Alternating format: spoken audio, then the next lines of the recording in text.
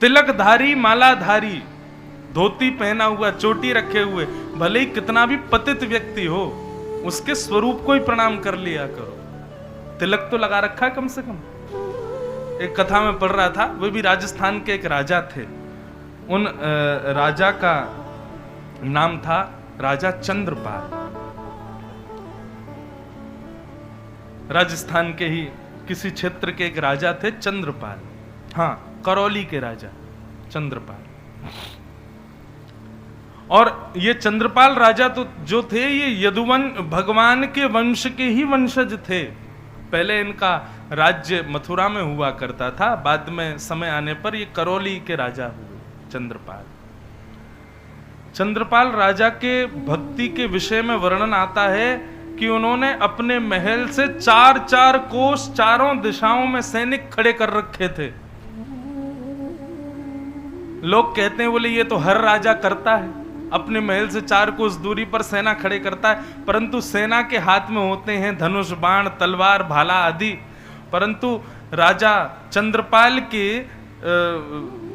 भवन से 4-4 कोस दूर पर जो सेना खड़ी थी, उनके हाथ में धनुष के यहां पहुंचे। राजा ने कहा, आइए आइए आइए, बताइए उस राजा के यहां सब ऐसे ही दिखावा था या वास्तविकता थी? पंडित जी कुछ बोलते उससे पहले ही उस राजसभा में लोग आपस में सांसारिक चर्चाएं कर रहे थे। उनकी सांसारिक चर्चाओं को सुन के वो तोता बोला, अरे मूर्खों, सांसारिक चर्चा मत करो, कृष्ण कृष्ण कहो, राम राम कहो, माधव माधव कहो। हमारी श्वास एक एक क्षण व्यतीत हो रही है, कभी भी मृत्यु हो जाएगी, अंत समय कभी भी आ जाएगा, भगवान का नाम बोलो। सब मौन हो गए उस तोते की बात सुन के। ब्राह्मण बोले कि अब मैं क्या बताऊं, ये तोता ही बता रहा है, ये उस राजा के यहां रहने वाला एक तोते की वाणी है, तो सोचो राजा कैसा होगा। तुरंत राजा नतमस्तक हो गए और उस राजा के यहां करौली में जाके उनको प्रणाम किया। संत सेवा, वैष्णव सेवा, भक्तों की सेवा बंधुओं दीनता सिखाती है। ज्ञान सबके पास होता है, पर उस ज्ञान को स्वच्छ करती है किसी संत की सेवा। रावण पे भी ज्ञान था, पर संत सेवा नहीं थी। ज्ञानी हम सब लोग हैं। मैं यहां बैठकर के कोई नई बात नहीं बताता, ये सब बातें आपको पता हैं, बस मैं उसको साफ कर देता हूं, या कोई भी व्यास उसको स्वच्छ कर देता है। और जैसे ही वो बात स्वच्छ होती है, आपके पहले ही भीतर है, आप सर हिला के कहते हो हाँ ये बात तो सत्य है। ज्ञान हम सबके पास है। वैष्णव संग से केवल वो ज्ञान प्रकाशित हो जाता है, वो स्वच्छ हो जाता है जो ढका हुआ था। इसलिए भैया ठाकुर जी को संत सेवा बड़ी प्रिय है, वैष्णव सेवा, भक्त सेवा। कोई भी संत वैष्णव भक्त देखे, मनी मन सही, वो चाहे कितना भी पदभ्रष्ट हो, तिलक भी लगा रखा है ना, तो उसको प्रणाम करो, उसको वंदन करो, ये स्वभाव स्वरूप रखो।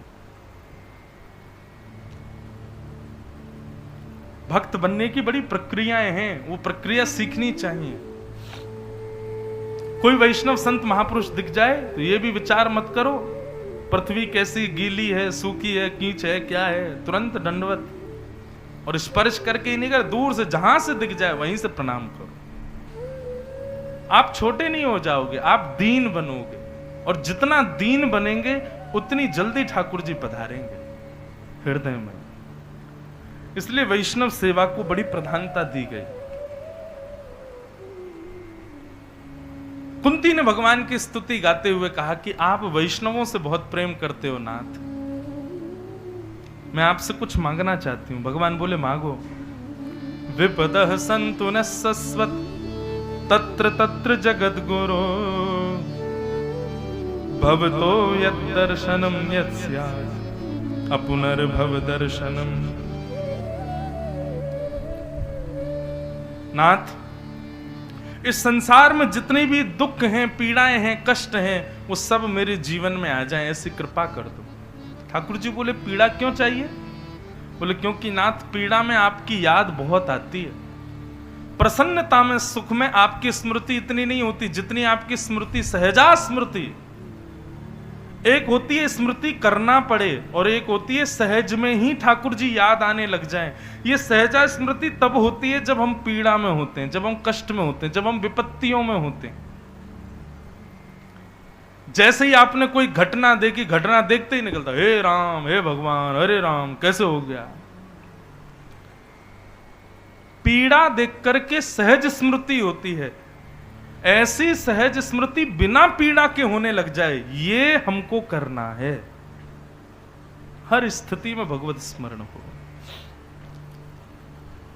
सहजा स्मृति पीड़ा में होती है, इसलिए नाथ मैं आपसे पीड़ा मांगना चाहती हूं। तब भगवान ने कुंती को समझाया, बोले कि आप पीड़ा मत मांगो, आप कष्ट मत मांगो, मैं आपको वचन देता हूं, आप जब मेरा स्मरण करोगे तब तब मैं आपको दर्शन दूंगा। और बुआ, जब मैं अपनी लीला पूरी करके जाऊंगा तो केवल आपको अपने संग लेके जाऊंगा। और यही हुआ, जब ठाकुर जी अपनी लीला पूरी करके गए, अर्जुन ने आकर के जैसे पांडवों को बताया कि श्री द्वारिकाधीश अपनी लीला पूरी करके चले गए, ये सुनते ही बाकी सबको तो शोक हुआ, लेकिन कुंती के तो प्राण ही निकल गए।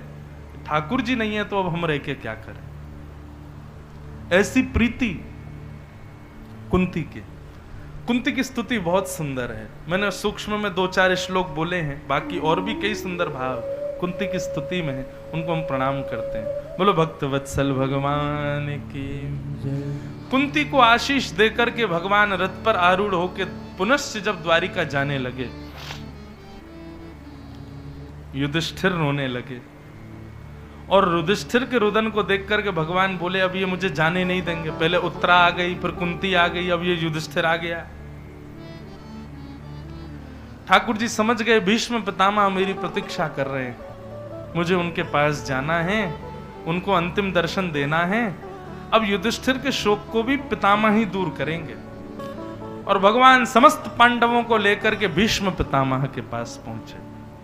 बंधुओं, पितामह भीष्म की स्तुति मैंने बहुत बार अनेक कथाओं में विस्तार से बहुत सुनाई है, आज मैं उसका ज्यादा विस्तार नहीं करूंगा, परंतु एक बात भीष्म पितामह की स्तुति से सुन लीजिए, समझ लीजिए। और वो क्या है? भीष्म पितामह को मिला हुआ वरदान। क्या वरदान था भीष्म पितामह को? इच्छा मृत्यु। और ये वरदान केवल भीष्म पितामह को नहीं मिला है बंधुओं, हम सबको भी मिला हुआ है।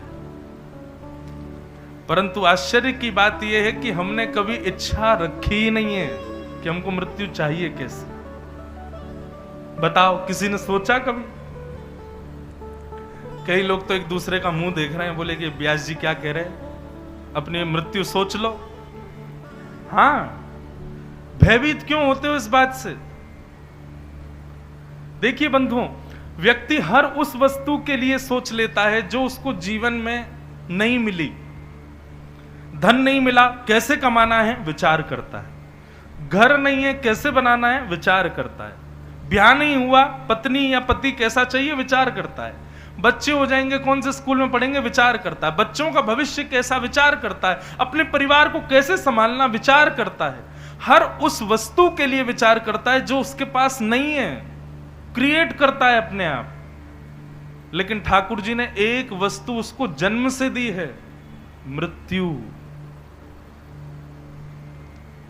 ये एक दिन तुमको मिलेगी मिलेगी। तुमको धन मिलेगा जरूरी नहीं, तुमको सुख मिलेगा जरूरी नहीं, तुम्हारे बच्चे अच्छे होंगे जरूरी नहीं, तुम्हारी पत्नी अच्छी होगी जरूरी नहीं, तुम बहुत बड़े आदमी बनोगे, ऐश्वर्य यशवान होगे जरूरी नहीं, पर एक दिन तुम मर जाओगे, ये सबको पता है। हमने कभी उसके बारे में विचार क्यों नहीं किया? विचार करो। मैं हर कथा में आजकल अपने श्रोताओं से कहता हूं, जब भी भीष्म पितामह की स्तुति आती, भैया आज कथा के बाद में थोड़ा समय, अच्छा एक बात सुन लीजिए, कथा के बाद थोड़ा अकेले रहा करो, कथा के बाद थोड़ी देर के लिए एकांत में जाया करो। जैसे भोजन के बाद कहते हैं भोजनांते सतपदम गच्छेत, भोजन के बाद 100 कदम चलना चाहिए तभी भोजन पचता है। ऐसी 4 घंटा कथा जो ये पी है आपने, इसको पचाने के लिए थोड़ा एकांत में जाया करो, विचार किया करो आज हम क्या सुन रहे थे कथा में। उससे कई नवीन भाव उत्पन्न होंगे आपके बुद्धि में, वो कल्याणकारी होंगे। हम लोग क्या करते हैं, कथा के बाद तुरंत एक दूसरे से गप्प मारने लग जाते हैं, पूछने पाछने लग जाते हैं, सेल्फी खिंचाने लग जाते हैं, उठ करके अब चाय ढूंढो, नाश्ता ढूंढो, कहाँ जाके पड़ जाएं, ये इसी में ही लगे रहते हैं, तो फिर कथा पच नहीं पाती। कथा के बाद थोड़ी देर एकांत में रहो। और आज आपको हम एक होमवर्क दे रहे हैं, कथा के बाद में एकांत में विचार कीजिएगा, मृत्यु तो आनी है एक दिन, कैसी आवे। हे बिहारी जी, हमारी मृत्यु ऐसी हो,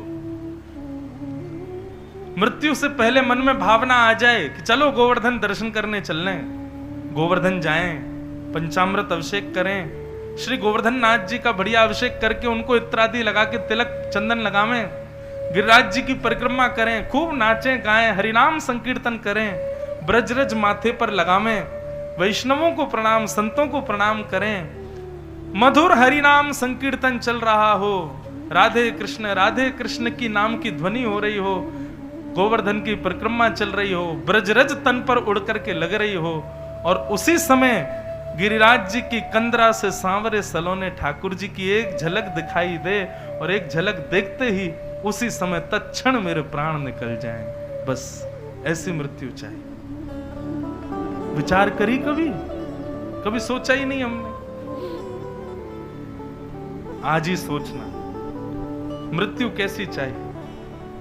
इतना तो कहना स्वामी, जब प्राण तन से निकले, गोविंद नाम लेकर जब प्राण तन से निकले।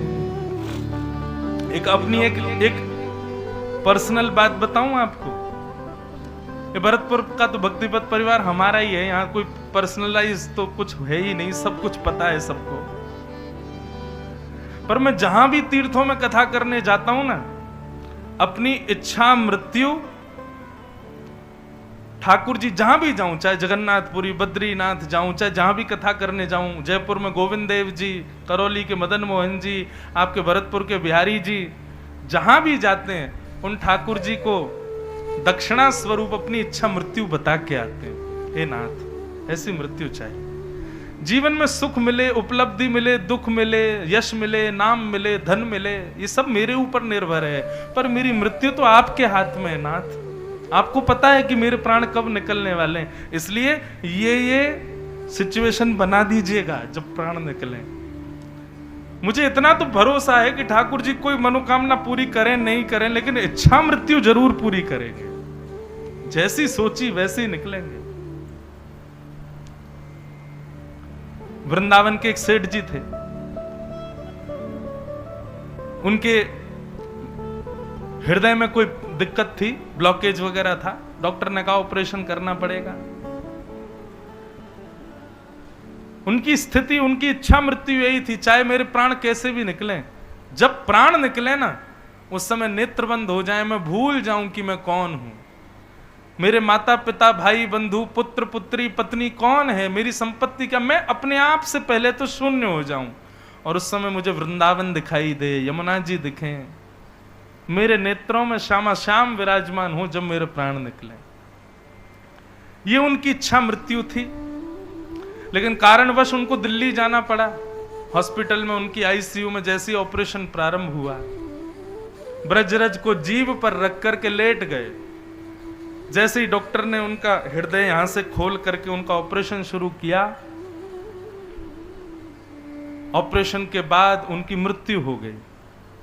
जब बाहर आए डॉक्टर ने आकर के सबको बताया कि वो अब जीवित नहीं है, परंतु डॉक्टर आश्चर्य में था। बोले क्यों?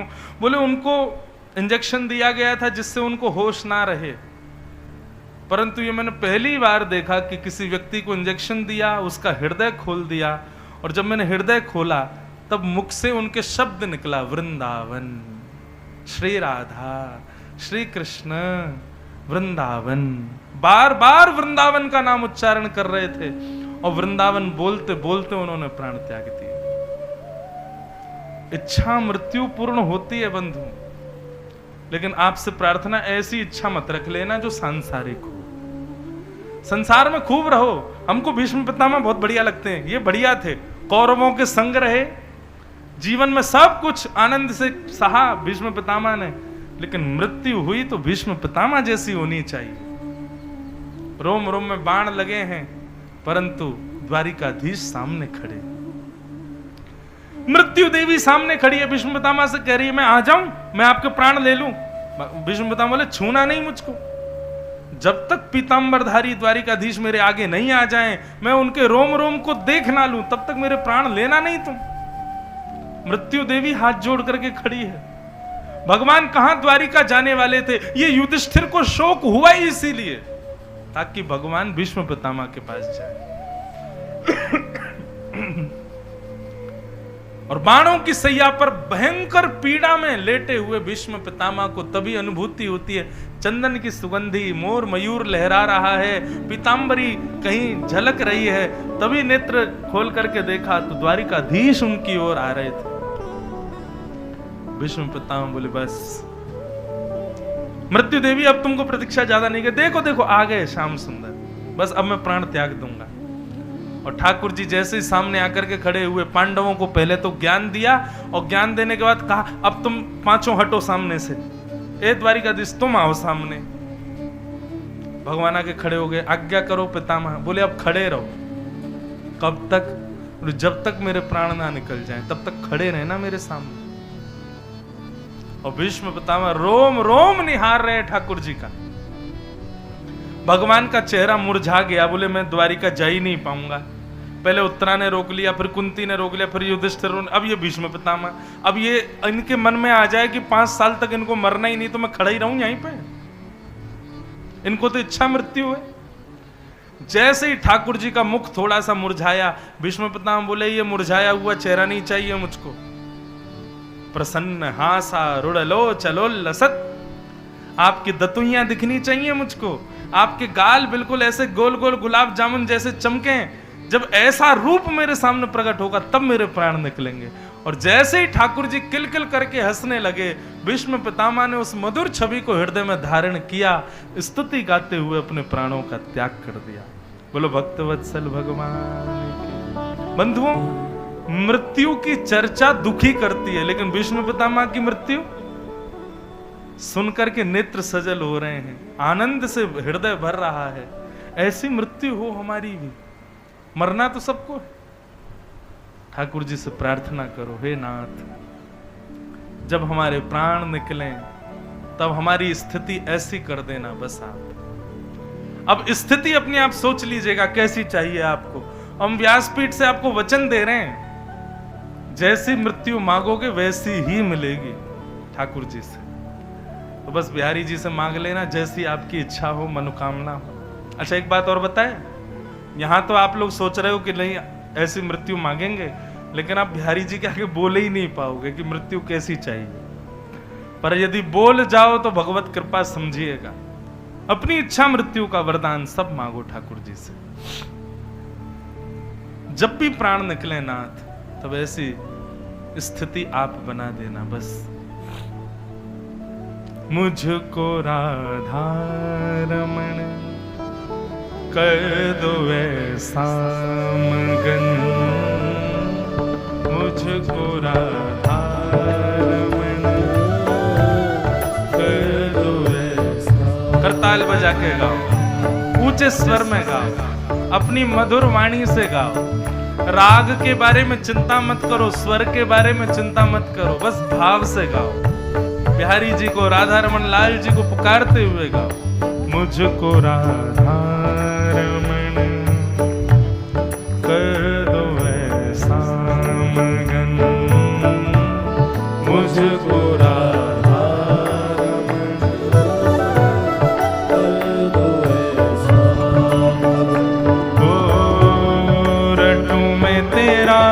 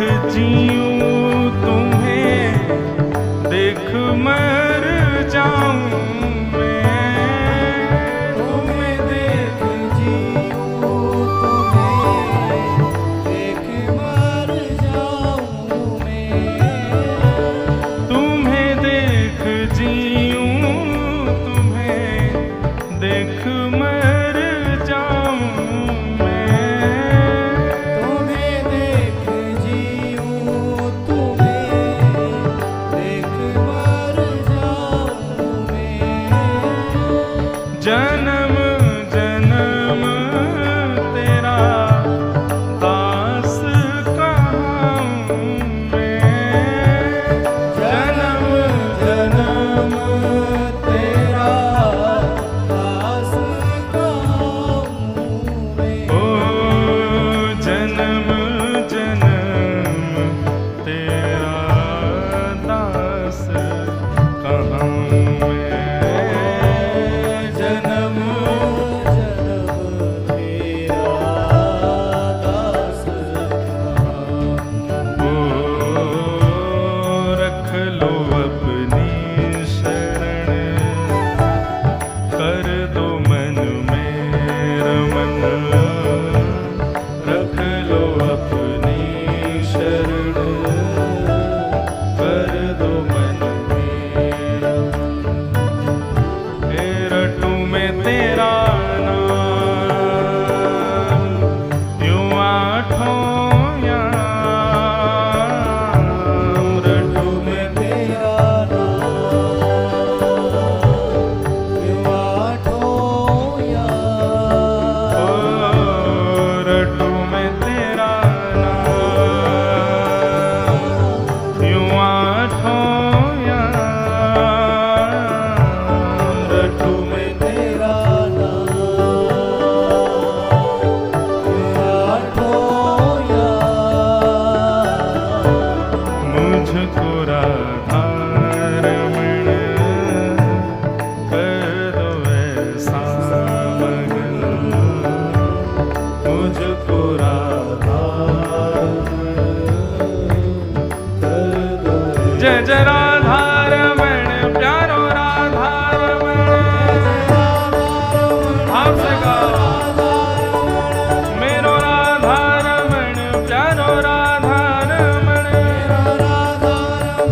प्यारो राधा रमण, हे जय जय राधा रमण प्यारो राधा रमण, राधा रमण प्यारो राधा रमण, हे जय जय राधा रमण प्यारो राधा रमण, राधा रमण प्यारो राधा रमण, हे मेरो राधा रमण प्यारो राधा रमण, राधा रमण प्यारो राधा रमण, मेरो राधा रमण प्यारो राधा रमण, राधा रमण प्यारो राधा रमण, हे जय जय राधा रमण प्यारो राधा रमण, राधा रमण प्यारो राधा रमण, जय जय राधा रमण प्यारो राधा रमण, राधा रमण प्यारो राधा रमण, जय जय राधा रमण प्यारो राधा रमण, राधा रमण प्यारो राधा रमण, जय जय राधा रमण प्यारो राधा रमण, राधा रमण प्यारो राधा रमण, हे जय जय राधा रमण प्यारो राधा रमण, राधा रमण प्यारो राधा रमण, हाँ जय जय राधा रमण प्यारो राधा रमण को विसर्जित किया। ये योजना पहले से ही थी भीष्म पितामह की। वर्णन आता है कि भीष्म पितामह से भगवान ने पूछा भी कि तुमने कौरवों का संग क्यों किया, इतने बड़े भक्त हमारे।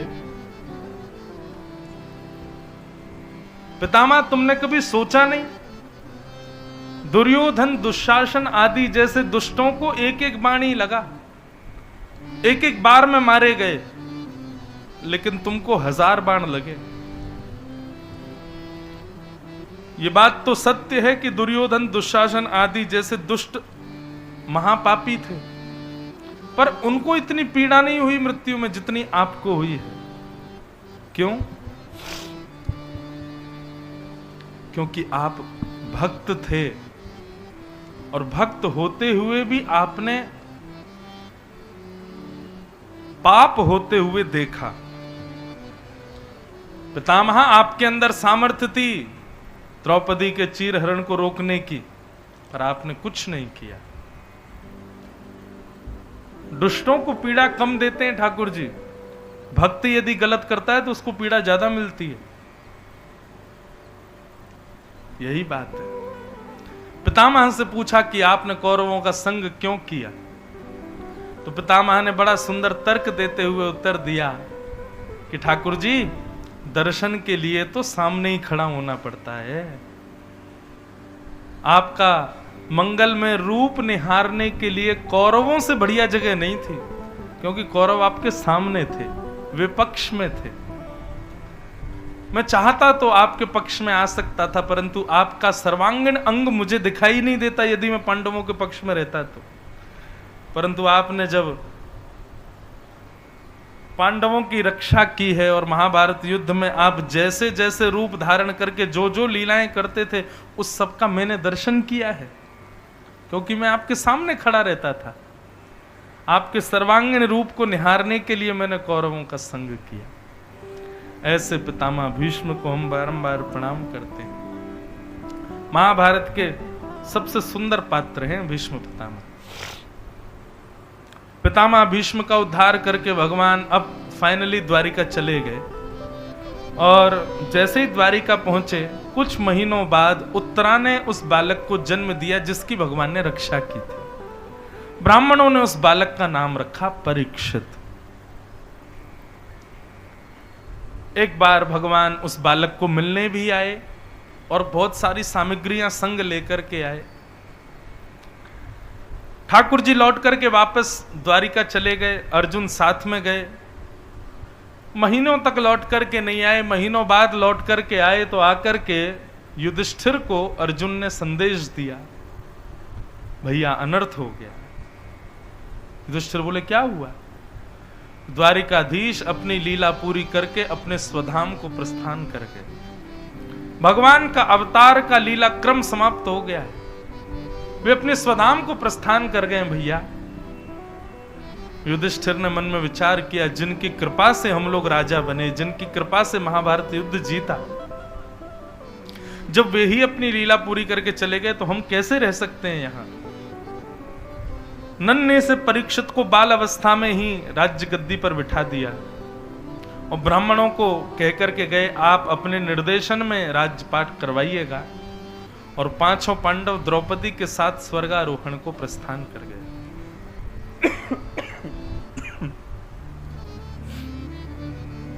परीक्षित राजा बन गए, बड़े हुए तो उनका ब्याह हुआ, जन्मेजय आदि पुत्र हुए। एक बार परीक्षित को कलयुग मिला, बैल के पैर काट रहा था, 3 पैर कट चुके हैं, जिसके एक पैर पर खड़ा था वो बैल कलयुग उसके चौथे पैर को काट रहा था। परीक्षित जी ने जाकर के रोका, पूछा ये कौन हो तुम, क्या कर रहे हो?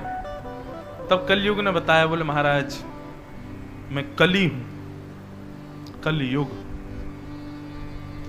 मैं दिखता अच्छा हूं परंतु करवाता सारे गलत काम ही हूं। बंधु, कलयुग में सबसे खतरनाक बात ही यही है। सतयुग में, त्रेता में, द्वापर में राक्षस अलग ही पता चल जाते हैं कि ये राक्षस हैं, या फिर भले ही कितना भी रूप बदल के आते हो, मृत्यु के समय असली रूप में आ जाते हैं। परंतु कलयुग के राक्षस हमेशा अच्छे रूप में ही रहते हैं, वो कभी रूप बदल ही नहीं पाते। कली बड़ा खतरनाक है। ये मंदिर में भी है, मठों में भी है, संतों में भी है, वैष्णवों में भी है, धर्म तीर्थ स्थानों में भी है, सब जगह विराजमान है कलयुग। बंधु, युग क्या होते हैं? विचार, विचारधारा ही युग होती है। कोई सतयुग में पहाड़ सुंदर होते हैं, नदियां बहती हैं, ऐसा नहीं।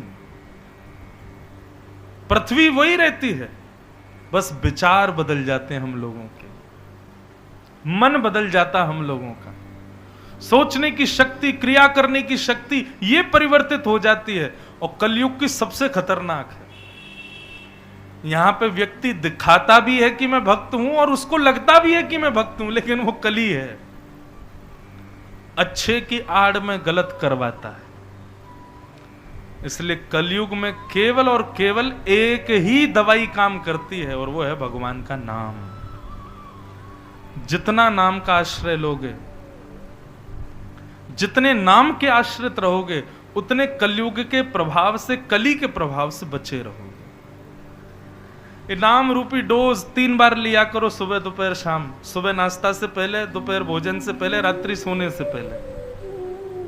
हम भी वैद्य हैं, डॉक्टर ही हैं, ऊपर बैठे हैं। सुबह उठते ही नाश्ता से पहले भगवान को याद करो, दोपहर में भोजन से पहले भगवान को याद करो, और रात्रि सोने से पहले याद करो।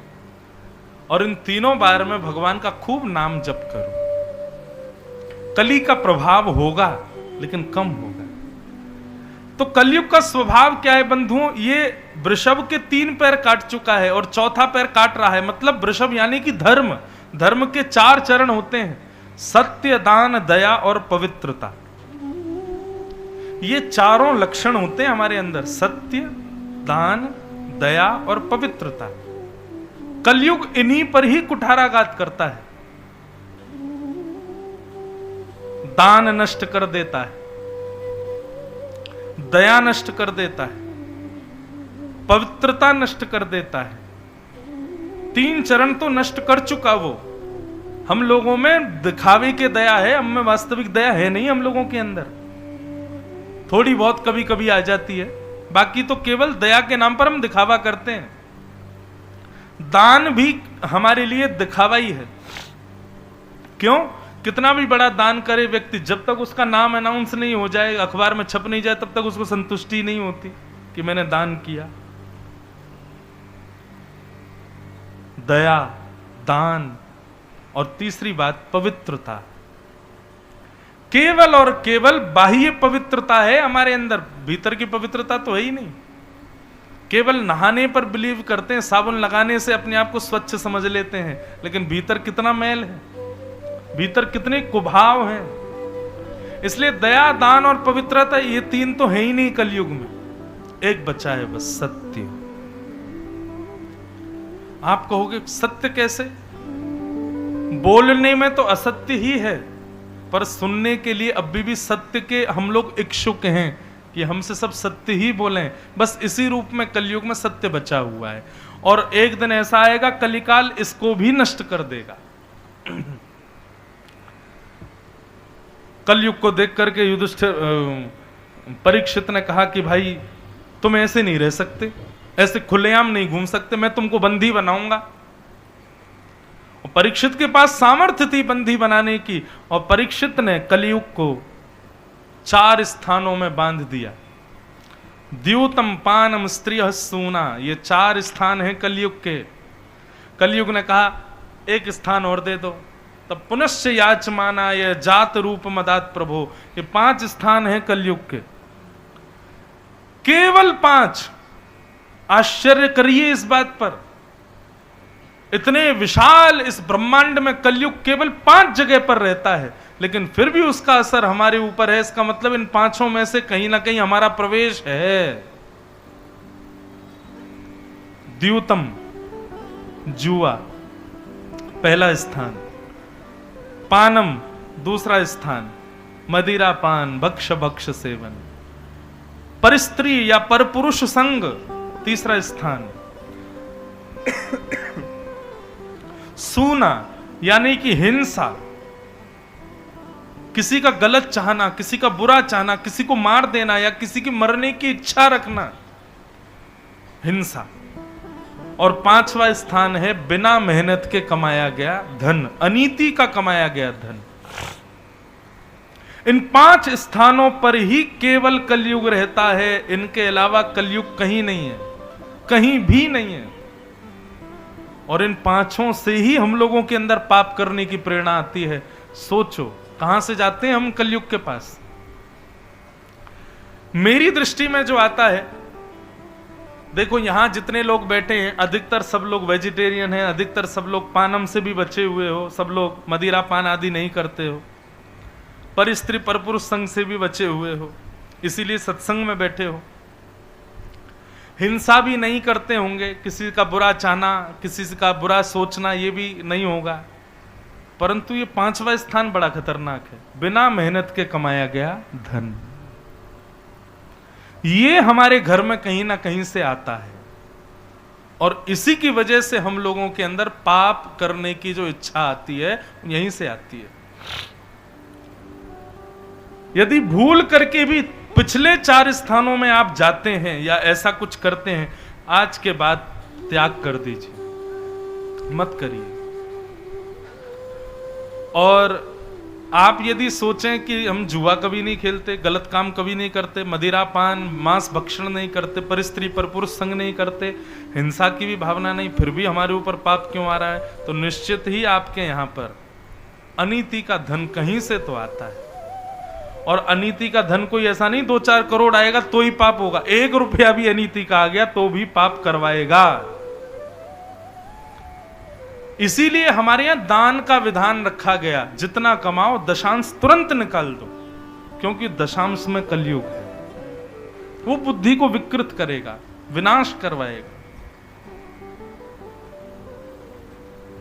ये 5 स्थान दे दिए कलयुग को, पर स्वयं भटक गए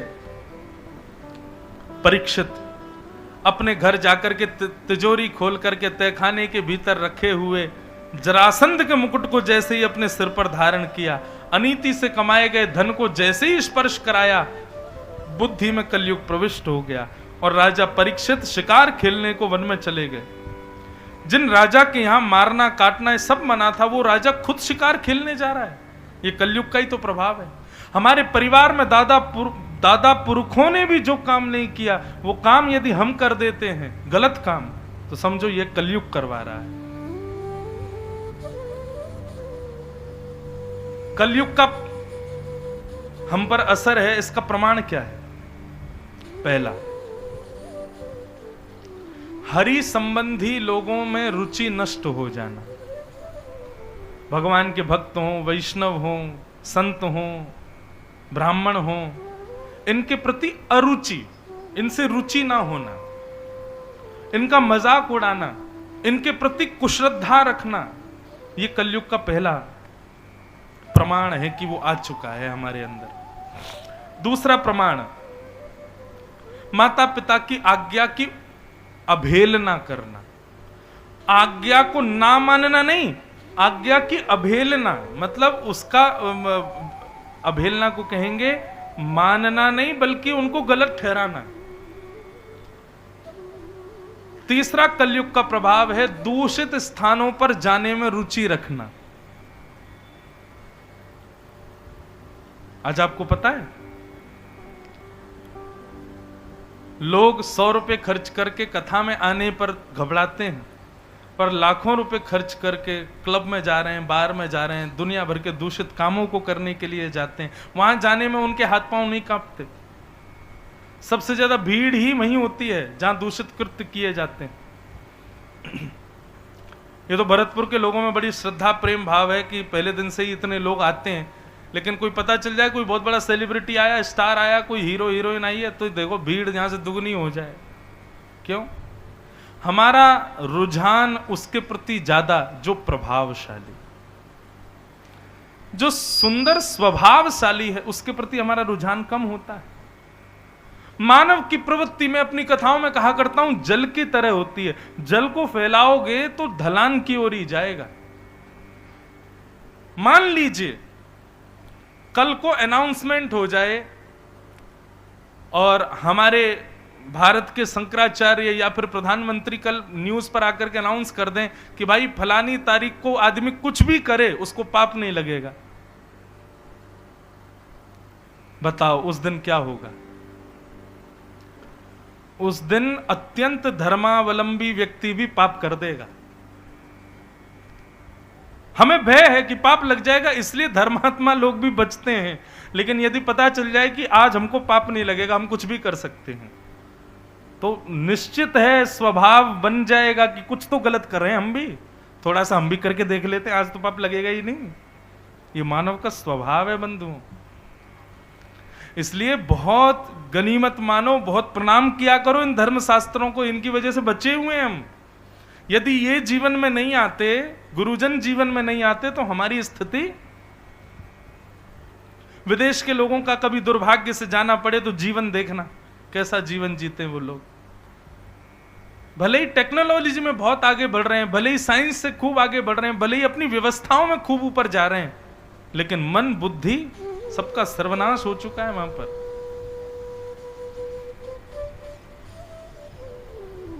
प्रेम कहते किसको है जानते नहीं वहां के लोग। और धीरे धीरे वही कल्चर अब भारत में आता जा रहा है। प्राचीन काल में यदि राह चलता व्यक्ति घर आकर के खटखटा दे तो 2 रोटी और जल देने का विधान हर भारतीय के घर में होता था। आज कोई महापुरुष भी घर पे आ जाए या आपके नगर में आ जाए तो आप बहाने ढूंढते हैं कि इनको घर ना बुलाना पड़े या इनसे हम दूर जाएं या कहीं और रहें। ये धीरे धीरे विचारों में जो परिवर्तन आ रहा है, वेस्टर्न कल्चर जो हमारे ऊपर प्रभाव डाले, वेस्टर्न कल्चर नाम की कोई चीज नहीं है, कलयुग है, उसका प्रभाव आ रहा है। आप विदेशों को जाकर के देखो कि भारत से ज्यादा सुंदर दिखेंगे, स्वच्छ दिखेंगे, पवित्र दिखेंगे। यही तो कलयुग है, दिखेगा अच्छा पर है नहीं। भारत में भली स्वच्छता इतनी ज्यादा ना रहती हो पर हृदय में पवित्रता अभी भी है लोगों के। कली का प्रभाव थोड़ा कम है, नहीं है ऐसा नहीं कहेंगे, थोड़ा कम है। इसलिए भैया बचो, इन 5 जगहों से बच लो बस। कली का कोई आपके ऊपर प्रभाव नहीं हो सकता। राजा परीक्षित ने जाकर के आखेट को वन में गए, लेकिन एक भी जानवर मार नहीं पाए।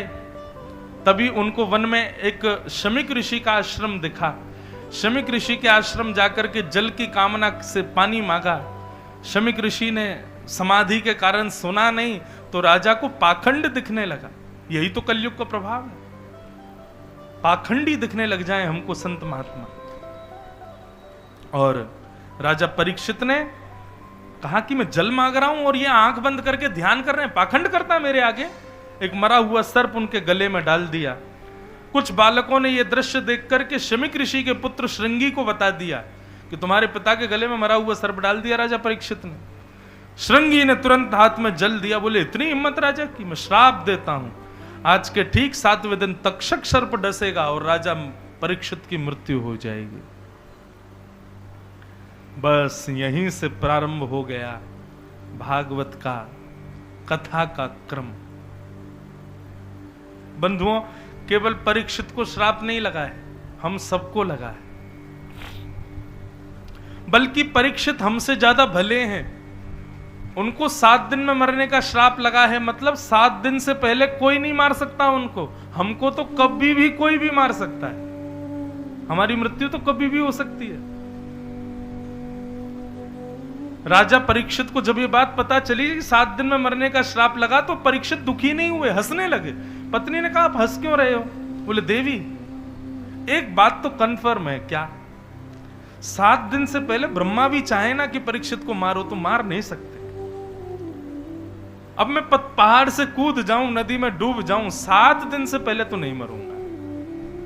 ये कृपा है ठाकुर जी की मेरे ऊपर। व्यक्ति कितना भयभीत है, उसकी मृत्यु कभी भी हो सकती है, पर मुझे ठाकुर जी ने मानो संकेत दिया है तेरे पास 7 दिन है, कुछ भी कर बच ले, तू मरेगा नहीं 7 दिन से पहले, मरेगा 7 दिन बाद ही।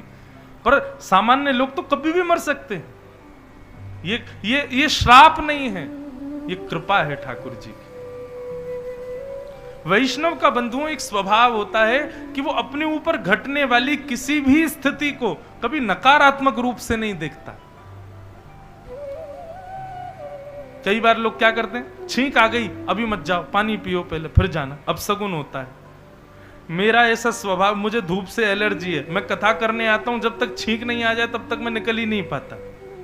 छींक जिस दिन आती है उसी दिन कथा बढ़िया होती है। छींक नहीं आए तो मुझे लगता है आज कथा हो नहीं पाएगी।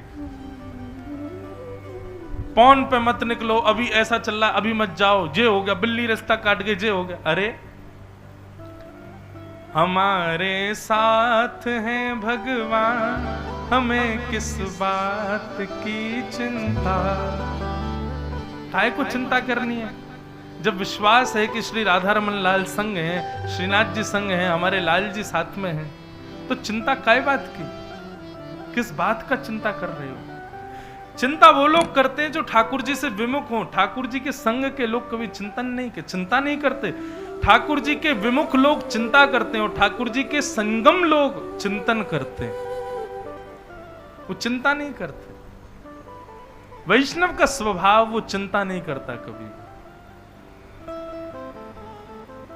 राजा परीक्षित वन में चले गए और सोचे 7 दिन बचे हैं, अब इनको कैसे उपयोगी बनाऊं। संतों के चरणों में जाकर के कहा, भगवान मेरे जीवन के 7 दिन बचे हैं, मैं क्या करूं मुझे बताइए। तब संतों ने अनेक अनेक साधन बताए। तुम गंगा जल में खड़े होकर तप करो, तुम ऐसा करो, तुम ऐसा करो, तुम ऐसा करो, लेकिन एक भी प्रमाण नहीं दे पाया कि राजा इससे तुम्हारी मुक्ति हो जाएगी। तभी वहां पर आगमन हुआ श्री सुखदेव जी महाराज के, और जैसे ही सुखदेव जी महाराज आए, सुखदेव जी के आते ही परीक्षित ने चरणों में प्रणाम किया। हम भी प्रणाम करें श्री सुखदेव जी को कि तत्रा भवद भगवान व्यास पुत्रो यदिच्छया गामट मानो नपेक्ष अलक्षलिंगो निज लावतुष्टो व्रतश्च बालै अवधूत भेष। बोलो सुखदेव जी महाराज की। भागवत के रसिक प्रवक्ता श्री सुखदेव जी वेद व्यास जी के पुत्र का आगमन हुआ। सुखदेव जी जैसे ही आए, परीक्षित ने चरणों में प्रणाम करते हुए कहा, भगवान आप जैसे संतों का घर बैठ के स्मरण कर लें तो पवित्र हो जाते हैं, आप जैसे संतों का प्रत्यक्ष दर्शन तो बहुत बड़े सौभाग्य की बात है। भगवान मेरे जीवन के 7 दिन बचे हैं, मुझे मुक्ति के लिए क्या करना चाहिए, कृपा कर बताओ। और जैसे ही परीक्षित ने कहा कि मैं अपनी मुक्ति का उपाय जानने के लिए आपके सामने बैठा हूं, 7 दिन बचे हैं, मैं क्या करूं बताऊं।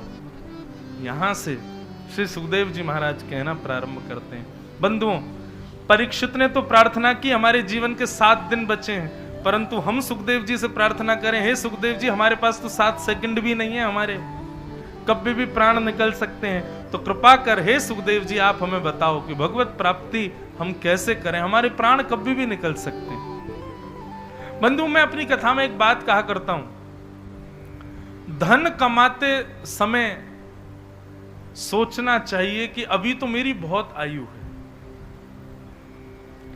तो क्या होगा, आप उसका उपभोग कम करोगे। धन कमाते समय सदैव सोचना चाहिए अभी तो मेरी बहुत जीवन बचा है, तो उसका उपयोग कम करोगे। और भजन करते समय सोचना चाहिए अगले क्षण भी मर सकता हूं, जितना हो सके अभी कर लूं, 1 सेकंड भी मेरा खाली नहीं जाए, अगले क्षण भी मेरी मृत्यु हो सकती है। तो ये सूत्र अपना लीजिए, धन कमाते हुए सोचिए कि अभी मेरा जीवन बहुत बड़ा है, आज नहीं कल प्रयोग में ले लेंगे, और कल जैसे ही आवे तो फिर ये सोच लेना आज नहीं कल प्रयोग में ले लेंगे। लेकिन भजन की जब स्थिति आए तो यही सोचना अगला क्षण भी मेरा अंतिम हो सकता है। चाय पीते समय, पानी पीते समय, भोजन करते समय, उठते समय, बैठते समय, चलते फिरते, हंसते खाते पीते रोते, हर स्थिति में श्वास श्वास पर कृष्ण भज, वृथा श्वास जन खोए, ना जाने या श्वास की आवन होए ना होए। अगले क्षण श्वास में ले पाऊंगा यह भी मुझे नहीं पता है। हे सुखदेव जी परीक्षित के पास तो फिर भी 7 दिन है, हम सब प्रार्थना करें, हे सुखदेव जी कृपा कर बताओ हम क्या करें जिससे बिहारी जी हमें प्राप्त हो। सब लोग भागवत जी से, सुखदेव जी से प्रार्थना करो, तेरी शरण में आके मैं धन्य हो गया, तेरी शरण में आके मैं धन्य हो गया, तेरी शरण में आके मैं धन्य हो गया, तेरी शरण में करताल बजा के गाओ भाव से।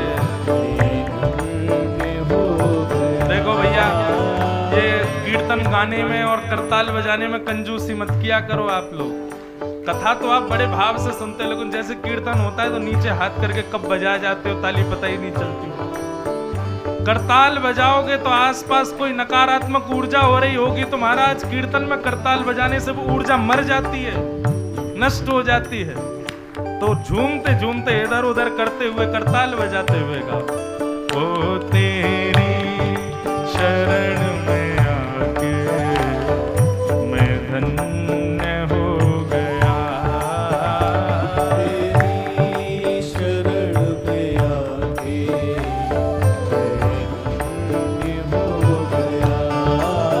हे जन्मों की प्यास थी जो, जन्मों की प्यास थी जो, जन्मों की प्यास थी जो, जन्मों की प्यास थी जो, संपन्न हो गया। तेरी शरण में आके मैं धन्य हो गया, तेरी शरण में आके मैं धन्य हो गया। ओ कितने मिले अमीर यहाँ, कितने गरीब हो, मिले अमीर यहाँ, कितने गरीब। कितने मिले अमीर यहाँ, कितने गरीब हो, मिले अमीर यहाँ, कितने गरीब। ओ कितने मिले अमीर यहाँ, कितने गरीब हो, कितने मिले अमीर यहाँ, कितने गरीब। हे बिहारी जी, पर आप मिल गए तो, पर आप मिल गए हो, ओ पर आप मिल गए तो, पर आप मिल गए हो, धनवान हो गया। पर आप मिल गए हो, धनवान हो गया। ओ पर आप मिल गए तो, धनवान हो गया। पर आप मिल गए हो, धनवान हो गया। ओ जन्मों की प्यास थी जो, जन्मों की प्यास थी जो, जन्मों की प्यास थी जो, जन्मों की प्यास थी जो, संपन्न हो गया। तेरी शरण में आके मैं धन्य हो गया। तेरी शरण में आके बोल वृंदावन बिहारी लाल की।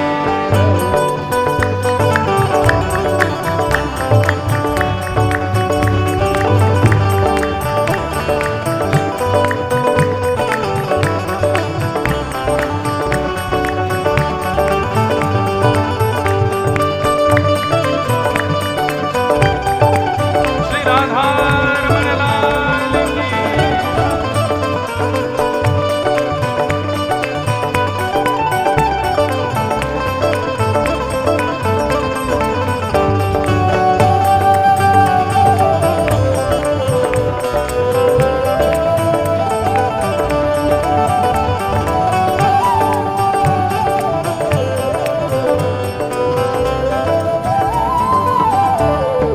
बस एक ही प्रार्थना है भागवत जी से, बिहारी जी से, गोविंद देव जी से, करना कभी ना दूर प्रभु चरणों से आप, करना कभी ना दूर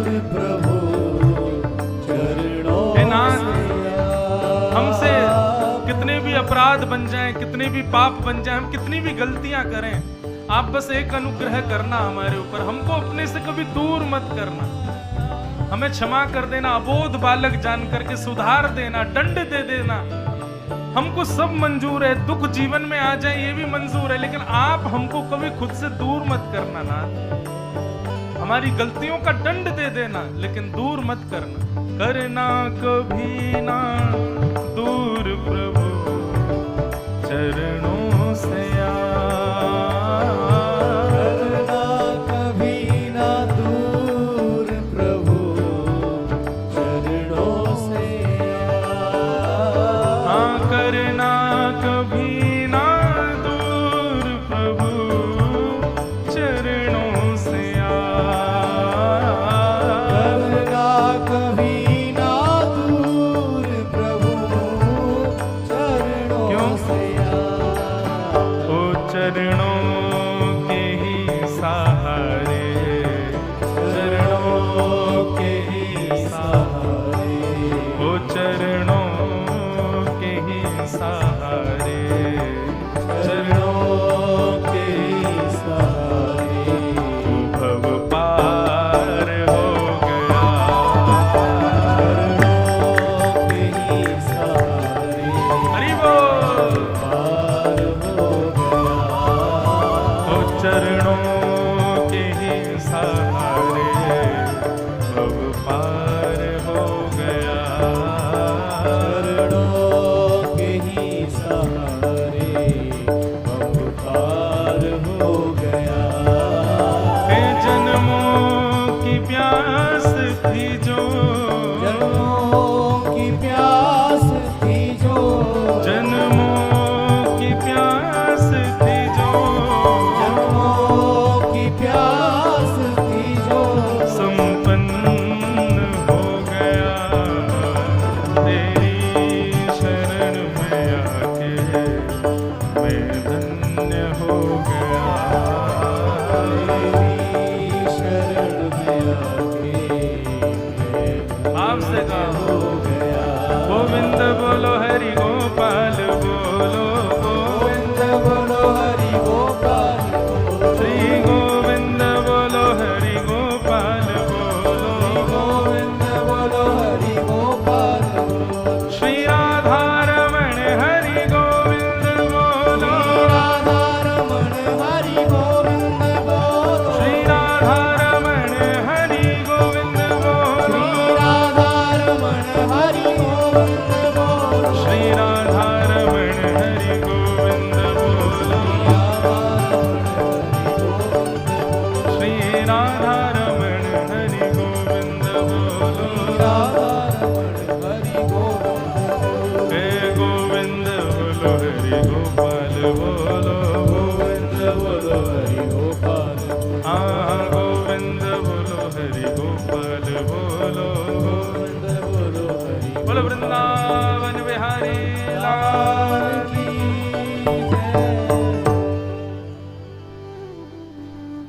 तो वैष्णव जो होते हैं ना बंधु, अपने जीवन में घटने वाली स्थितियों को कभी नकारात्मक रूप से नहीं देखते, अपसगुन हो गया, गलत हो गया, अनर्थ हो गया, ये भाव विचार कभी वैष्णव भक्त के जीवन में नहीं आ सकते।